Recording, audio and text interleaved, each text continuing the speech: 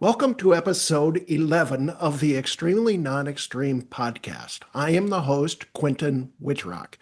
My guest today is Shannon Watson. Unless you work in the political field in Minnesota, you may not know about Shannon Watson, but you should because she is trying to help you. She is trying to make politics work better for you, for all of us. Shannon is the founder and executive director of a Minnesota based nonprofit organization named Majority in the Middle. As the name would indicate, Shannon believes that the majority of citizens are not on the extremities of politics. And I believe the same thing, hence the name of this podcast series, which is called Extremely Non Extreme. Shannon is a believer in the middle, the people who are not on the far left or the far right of politics. And that's my priority too, with my own nonprofit organization, Principle Based Politics. So, welcome to the program, Shannon Watson. Thank you so much, Quentin. Good to be here. Now, you often begin your communications and sign with the words, do brave things. Yes. What are the brave things that you are trying to do with majority in the middle? Oh, that's such a great question. Do brave things came from a conversation that I was having with a peer, somebody who ran a similar organization several years ago. She and I were having lunch, and we were talking about the current political climate. And this was, 3 years ago now, I think it was. But we were talking about how a lot of people are nervous about taking stands on things, that a lot of companies and a lot of nonprofit boards and um, just really nervous about what um, you know who you're going to make mad, rather than who you're going to show support to. And we just sort of mused, like, wouldn't it be amazing if we could just do the brave things all the time? And then we kind of challenged each other to do exactly that. And sometimes being in the middle is a brave thing. Sometimes being in the middle feels lonely, because there's a lot of conversation and a lot of social media shouting, and this idea that what's the say? If you're not outraged, you're not paying attention. I'm very rarely outraged, but that's a very strategic decision because when I am outraged, I am not, I'm not, thinking clearly and fully engaged. And, other people may be able to navigate outrage in a way that I'm not able to. Um, but anyway, so like that was some of the things was what would we do if we were to be brave and we had permission to be brave all the time? And in this work, sometimes it's standing up for issues, and sometimes it's calling out, the fallacies or the well, what abouts, or the you know, okay, you think you're morally superior, and so do your opponents. So it's some of that. Very good. So, one of the brave things you do, in my opinion, in addition to being a lot of work, is you publish something called the State of Bipartisanship. Yes, And that is a report that appears to be published annually by correct. Majority in the Middle. And it seems to me like that's the major work product, at least the written work product of your organization. Tell us what the state of bipartisanship is and how you prepare this report. So this report came to be sort of accidentally. This is 2025 is the third year we've done it. In 2023, so you rewind to 2023 in Minnesota, the DFL had a trifecta. So that means the control of the House, the Senate, and the governor's office.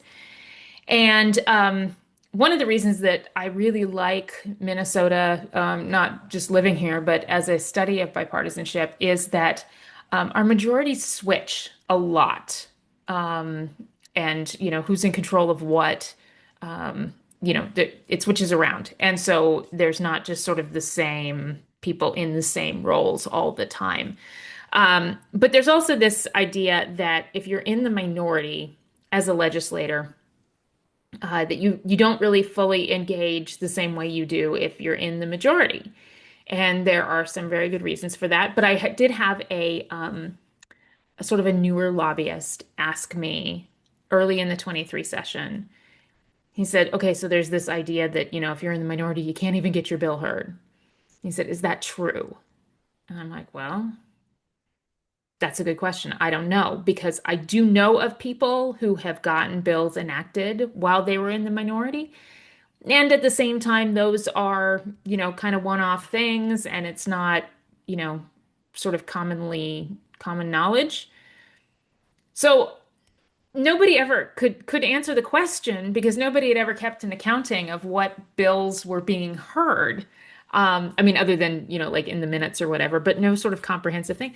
So we started counting, and I started an Excel spreadsheet, and we said, okay, we're just looking at who the chief author is, red versus blue. Is this is a red bill or this is a blue bill? And we just started, a tally.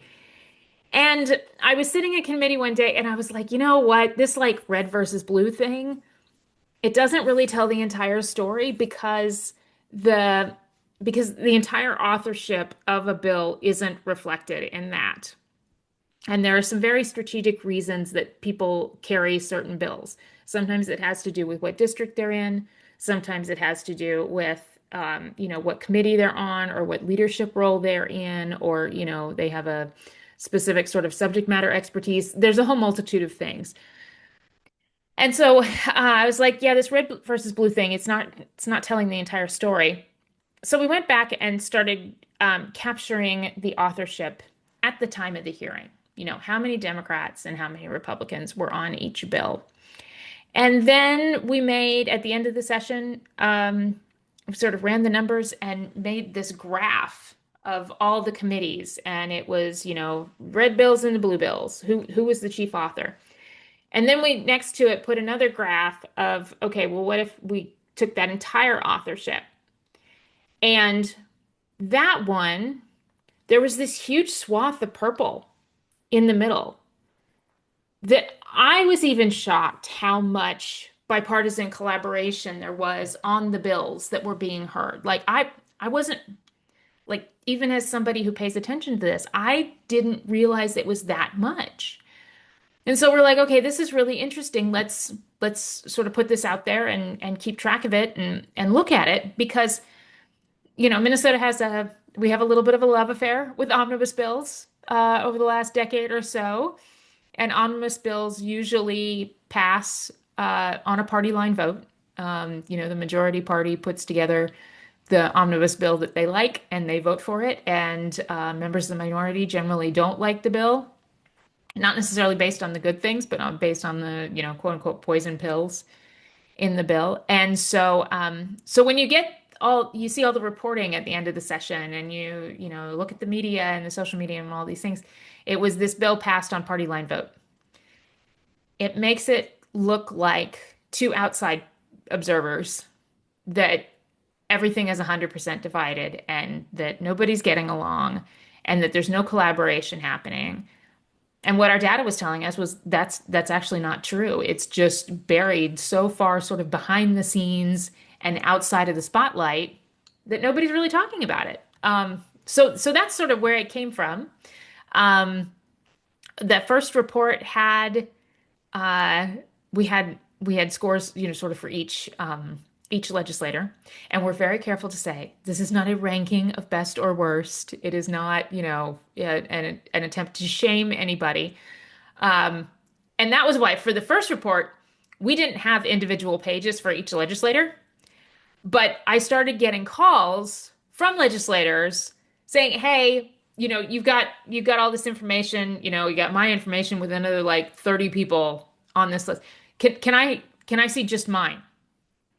And so we went back and we made a page for each legislator of the bills that they were the chief author of, what the sort of bipartisan makeup of those bills were, And then of the bills that they were co-signers on, was that was the chief author a member of the same party or the opposite party? Um, and so, that with 201 members of the legislature, that added a couple hundred pages to the report. So if you look at it on our website and you initially see that it is like 304 pages, don't worry, a lot of that is graphs.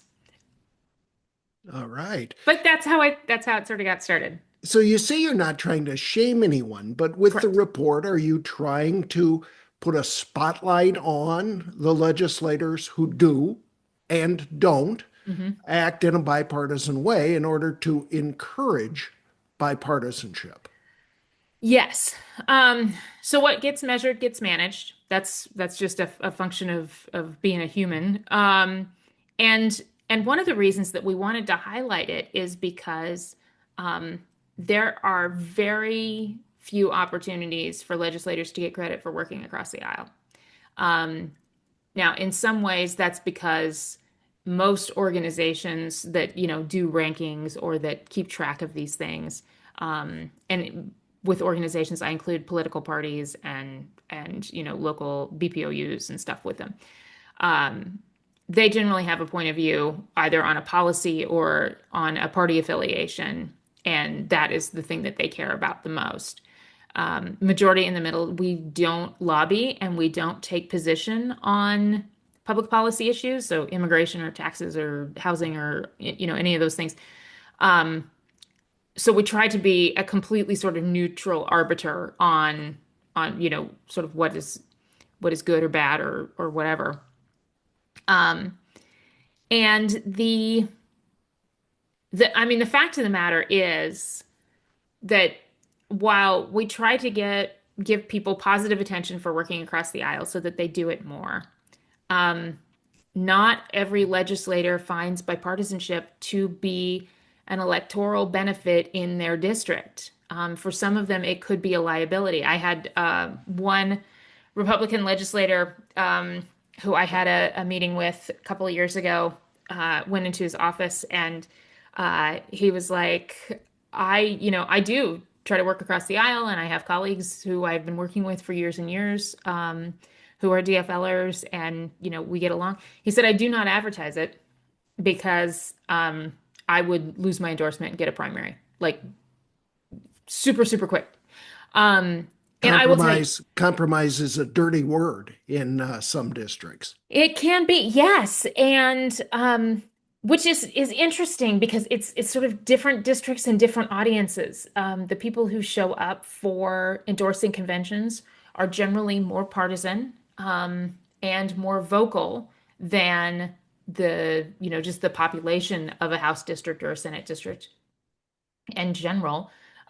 So yes, for those audiences, um, you know, being bipartisan isn't a benefit. And I'll tell you, like, I can't think of a single legislator between we technically have 199 right now because two seats are vacant. But of the 201 legislators, let's just say, I don't know if I've ever known somebody to be more afraid of a challenger from across the aisle than I have them being afraid of a primary opponent.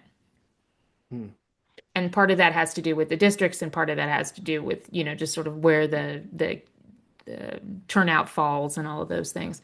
Um, but but yeah, and then at the same time, most Minnesotans and most Americans say that they want their elected officials to get along and collaborate and just get something done. Why can't you guys work together and get something done?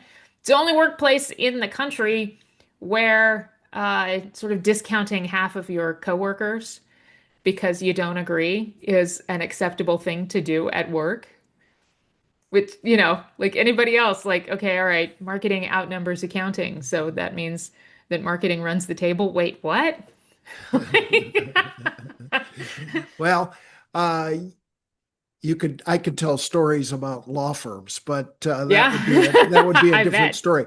You wrote recently something that I thought was very interesting. You were writing about this year's State of Bipartisanship report, Hmm. and this came in the context of Minnesota having a 33-33 state senate at the time and a Yes. 67-67 state House of Representatives at that time, Hmm. so tied in both Yeah. areas, which you noted causes what you called two competing realities. One Yeah. that demands collaboration because you can't get anything passed without a majority, and the other that rewards division.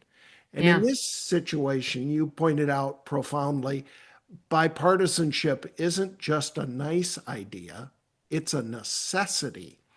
Hmm. Uh, have we increased bipartisanship in Minnesota given the evenly split legislature and the necessity that that brings about, in your words? Wasn't that a super interesting situation that we had delivered to our doorstep? Thank you, voters in Minnesota. Not that anybody really gets to vote on, are we going to have a tie or whatever? Everybody only gets to vote for their current, their district representative. But um, yeah, the I do think it forced some people. Well, all right, there's like six thoughts running around in my head at the same time. The first one is that yes, it has forced some people to work across the aisle in ways that they generally don't. Going into this session, it was something like, I want to say 83%. I don't know. I'm gonna have to double check that figure. Something like 83% of the DFL House caucus um, had only been in office while the DFL had the majority. And there was something like more than half of the Republican House caucus had only been in the minority. So, the winner take all system that we have in Minnesota, and what most legislative bodies have, if you're in the majority, you run the table. If you're in the minority, you have a choice to make. It's either do you try to make the bills that the majority is passing less bad, from your perspective? Do you try to collaborate with the majority, or do you try to throw sand in the gear and or quote unquote drop the plow and slow things down? Um, Individuals take different sort of approaches to that, even within caucuses, and so there's no sort of universal thing.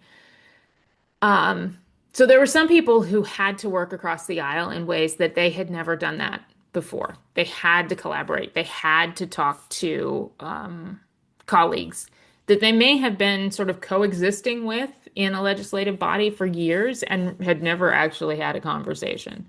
Um, so that was one piece. Having to negotiate out all of the bills and having them, need not only bipartisan support to pass, but bipartisan support to get out of committee. Um, I think that it made, in my opinion, made for probably better legislation that was more likely to stick. Um, there was a great bill. This is actually, I think it's 24 session. Still the tail end of the trifecta. But just where this happened to fall, there was the school resource officers situation where there was something that they couldn't do, and that was affecting their insurance coverage, and so there was this fix that had to be had, and that bill had to have bipartisan support because it also had bipartisan opposition. It wasn't going to be able to get through just one chamber with only DFL support. In my opinion, if you have a bill that has bipartisan support and bipartisan opposition, you have probably hit the sweet spot of what most Minnesotans think and agree with, and you've probably come up with the compromise that most people can like be like, all right, I don't necessarily love all of this, but okay, fine.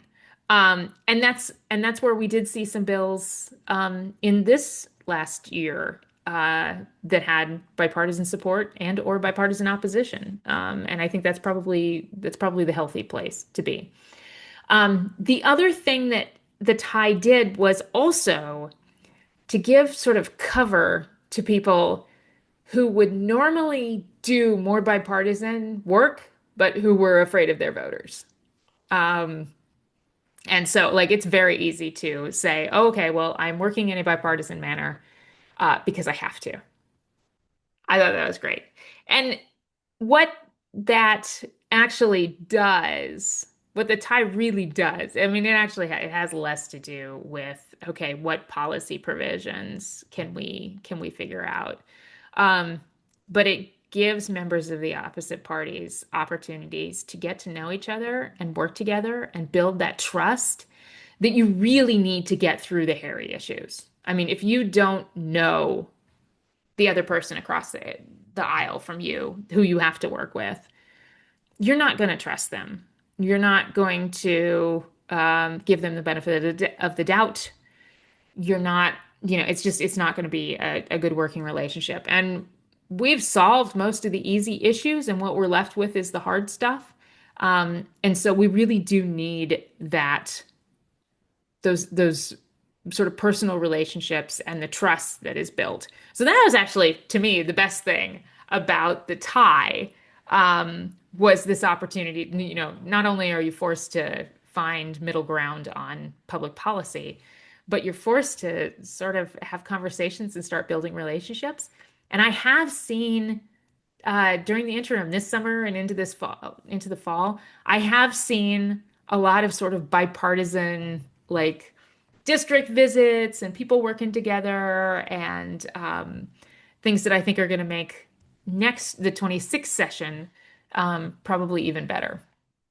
Wow, that's Sorry, that was a lot that's of words. that's sounding good. Yeah. I have heard, and granted, this wasn't during 2025, but I believe it was during 2024.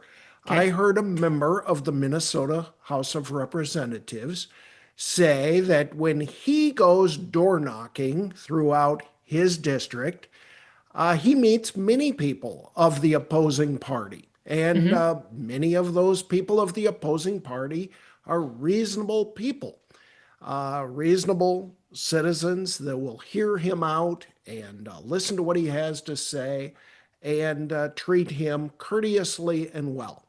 But this same individual says, while I meet those people out in my district from the opposing party who are reasonable people, I have never met one in St. Paul at the Minnesota State Capitol. And if you believe this guy, the opposing party was 100% unreasonable people at the state legislature. And I'm not Right. going to say which party I'm even talking about, but I bet you if I had the same conversation with the member of the other party, that member might say exactly the same thing, except for in reverse. Is that Right. it? You go there a lot. Yeah. Is that true that the people are unreasonable at the state capitol, or something happens to them when they walk inside the doors of the Minnesota State Capitol and they become unreasonable in their treatment of the opposing party? I think I love that. And of course, as you're talking, I'm trying to narrow down like who could you be talking about? And I've narrowed it down to about six people. And they are of both parties. And so I love the fact that, I don't know exactly who it is you're talking about. Um, I think so there's a couple of pieces that go into play here. The first one is that as human beings, part of our evolution has been to form in groups and out groups. We divide because we're human. This is just part of who we are as people. And actually, that's a very comforting thought to me. Like, it's not that we're evil, it's not that we're all super calculating. It's that there is the little voice in our reptilian brain telling us that different might be dangerous. And Us so, versus them. us versus them, absolutely.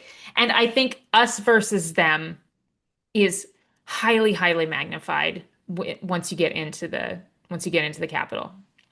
It it's designed that way. There's a thing we don't talk about it much, but we're working a lot on what I call structural partisanship, and that is the rules and the customs and sometimes even the literally physical infrastructure of legislative bodies that divide people along party lines and keep them separated. So a good example of this is in, well, okay, Senate committees versus House committees.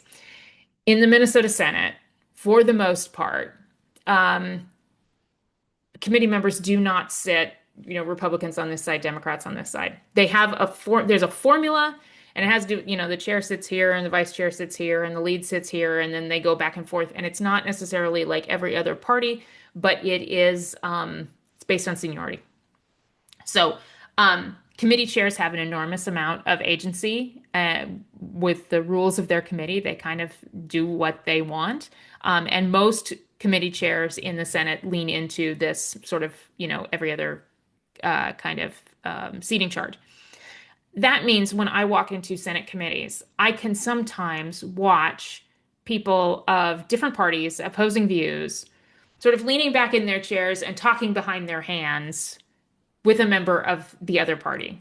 And I love that. I take pictures of it anytime that I can find it. And I'm special like when it ends in a giggle, those are my absolute favorite because it's almost impossible to laugh and be sort of afraid at the same time. Those two things don't work in our brain in the same way. And laughter is very much a bonding thing. So, if you can share a laugh with somebody, that is a building block in your relationship. Now, on the other side of the building, in the House committees, they have these like U-shaped tables, and generally, the Republicans sit on one side and the DFLers sit on the other side. And so they're like facing off. And in some of the committees, there's so many committee members that they actually they run out of seats on the exterior of the U, and so they have to wrap around the interior of the U. And when that happens, they wind up they face their own party members, so they literally have their back to the opposition.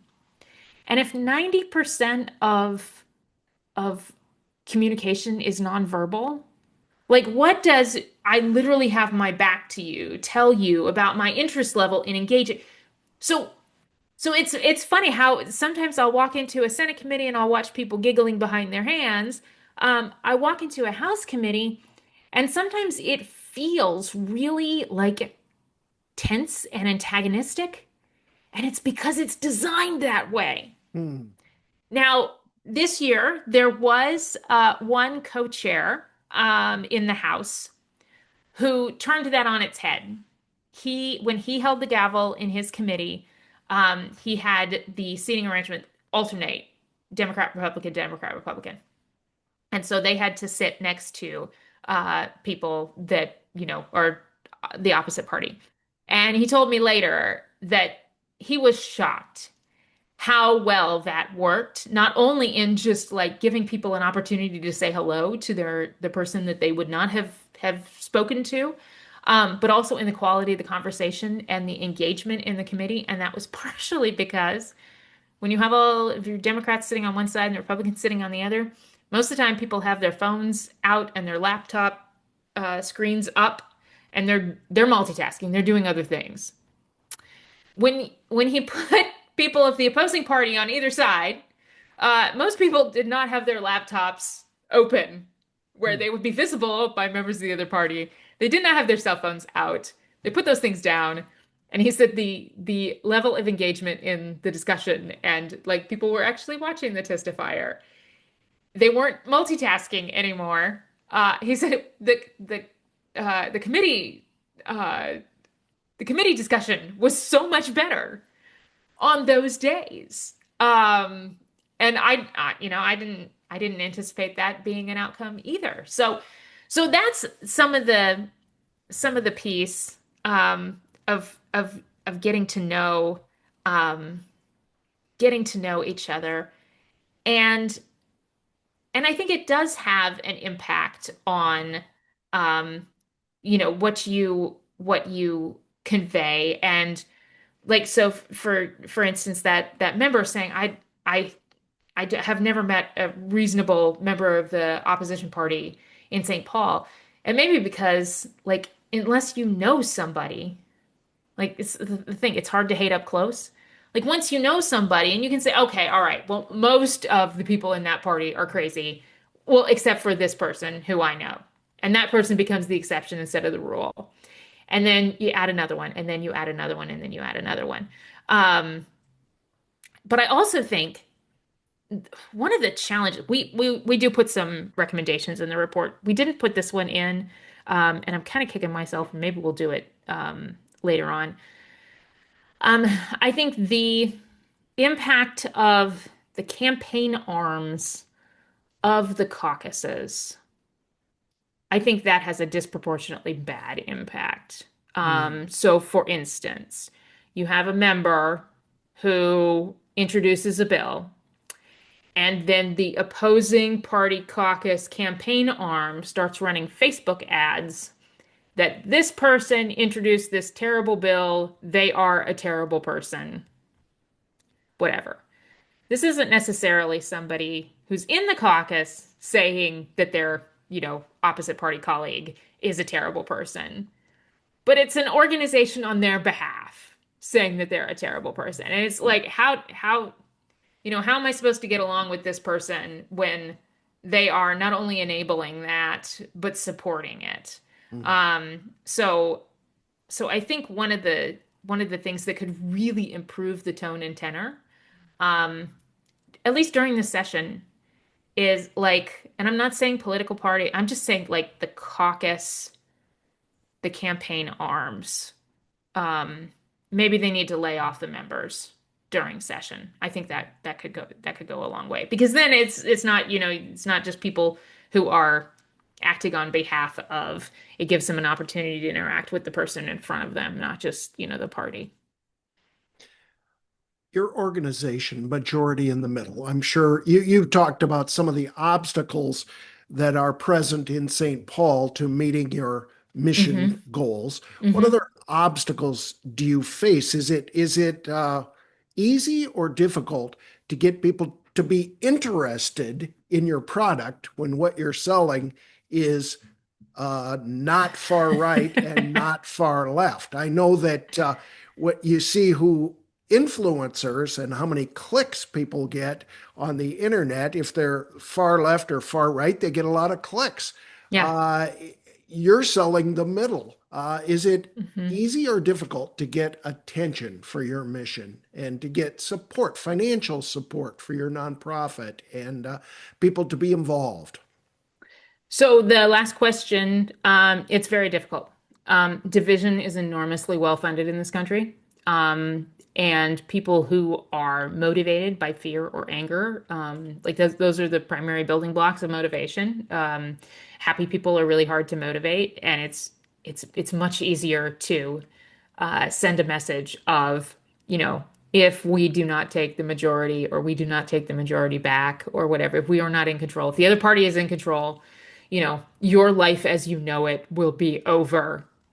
Send me $5. Like, those are the fundraising emails that we get because they work, which is terrible. I mean, you know this, having come off a campaign. Like, it is really hard to say no to the tactics that you know are are difficult or are effective.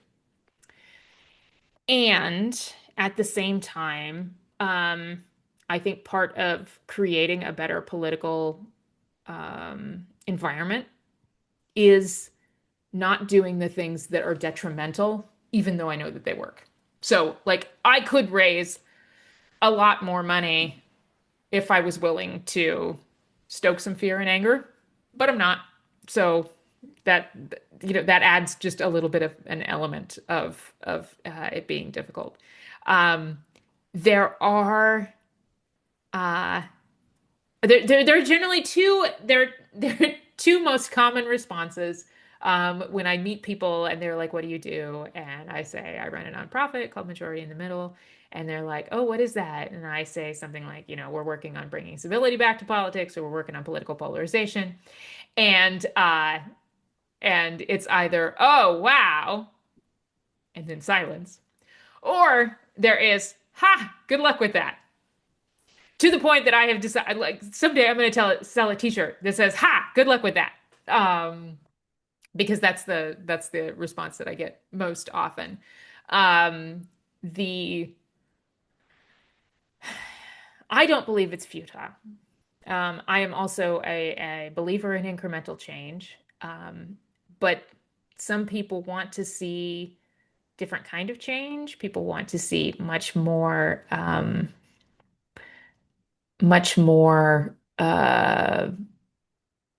visible change, or they want change sort of in their favor. Um, that makes them feel like this is not a good investment, you know. Um, yeah, so it's not easy. But I think it's worth it. And sort of going back to doing brave things, it's I consider it to be a brave thing is to not sending the emails that, the world is going to end if you don't send me $5. So, to keep going in Yeah. this difficult situation and to do brave things, something must be giving you hope that your mission ultimately will make incremental progress. Your organization will make hmm incremental progress toward your mission. What gives you that hope? Well, like the House committee chair who changed the seating, which I should give him actual credit for that. So that's Representative Nolan West in the Blaine area. Um, so he did that partially because we had elevated that issue of how you change the seats, um, how it affecting the tone of the debate.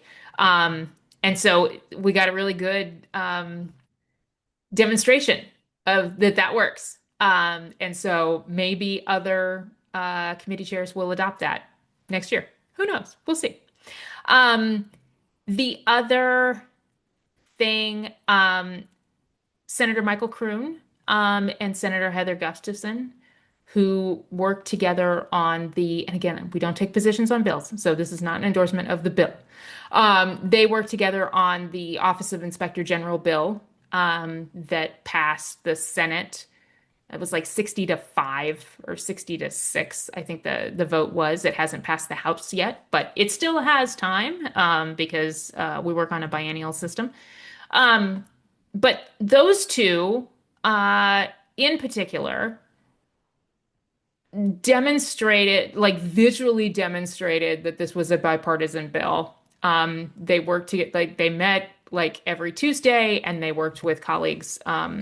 So this was bipartisan, bicameral, people who were working on this bill. And those two held press conferences together. They did media availabilities together. And then in multiple committees, they co-presented the bill at the testifier table side by side.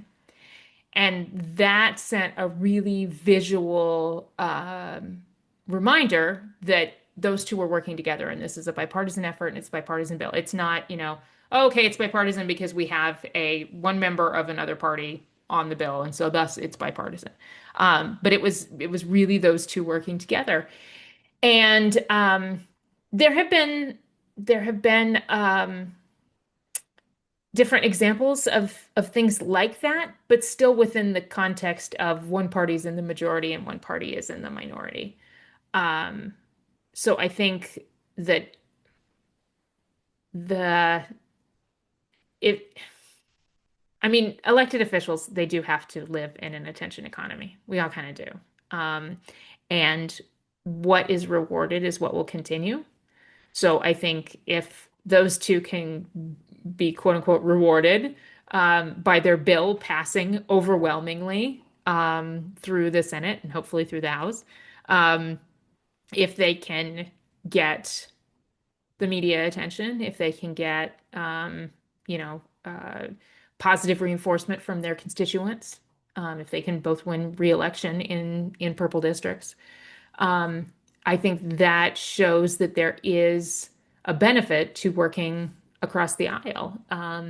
And what we try to do is use our platform to elevate the people who are also being brave and doing something that's kind of unusual.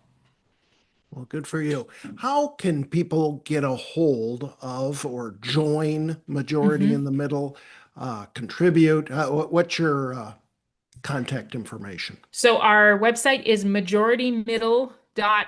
.com or .org. We own both. It will default to .org, but if you go to .com, it's fine too. Majority middle. Whoever has the majority in the middle, I want to steal it someday, but I do not want them to know that I want it. I want them to just let the registration lapse so I can snag it. Because I'm afraid if I try to buy it, they're going to be like, "Oh, it's valuable. Let's charge up." But anyway, so for right now, we're majority middle. Um, there's a place there that you can donate. We are a 501(c)(3) nonprofit organization, so we can lobby, but we don't, and we can't get involved in campaigns. Um, and then the thing that we recommend people do, just sort of as a first step, is subscribe to our newsletter. We have a rule for our newsletter that we send 3 emails per month max. Um, and so that'll help you get a flavor for what we're doing, but without bombarding you with emails, 2 or 3 or 4 times a week. Three max. And then from there, we have events that we do. We're going to be doing another Silly Question Saturday at the Capitol sometime in this last quarter of the year. I'm not quite sure when. We have our post-election Purple Party on November 15th, which is fun. That we are leaning into a First Amendment and comedy theme. We're going to have a stand-up comedian there. And the tagline is because democracy is no joke. So I'm very much looking forward to that. Um, and yeah, there's just a lot of different things that people can do. We are very much trying to change hearts and minds. So the best thing that people can do for us, besides give money, is to help us find the people who've kind of dropped out and who say, well, I'm not on the right or the left. Uh, but I'm kind of interested in this stuff, but I have no idea how to engage without being, super active in a party. This could be a way for them. Very well. Well, majoritymiddle.org is the address there. My address for principle-based politics is principlebasedpolitics.org, and that you can sign up for notices of these podcasts as well as my blog. So thank you so much, Shannon, for your time today, and good luck to your organization. I admire your braveness and your work. It's well done, and thank you for that. Listeners, we invite you to come back for episode 12 of Extremely Non-Extreme, which will focus on courts and lawyers and the role of legalities in politics nowadays, lawfare and litigiousness that is involving itself in our politics in a greater way than ever before. So until then, we'll say goodbye, and thanks again, Shannon. Thank you.